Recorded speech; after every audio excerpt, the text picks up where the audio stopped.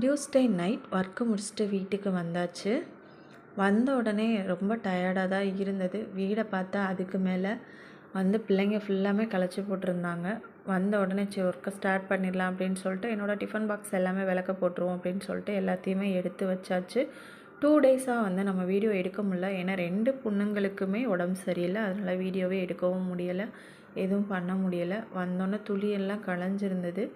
துணி எல்லாமே போட்டு மடிச்சுட்டு அதுக்கப்புறம் ஃப்ரெஷ்அப் ஆகிட்டு ஒர்க்கை ஸ்டார்ட் பண்ணலாம் கிச்சனில் அப்படின்னு சொல்லிட்டு துணியெல்லாம் மடிச்சுட்டு ஃப்ரெஷ்அப் ஆகியும் வந்தாச்சு.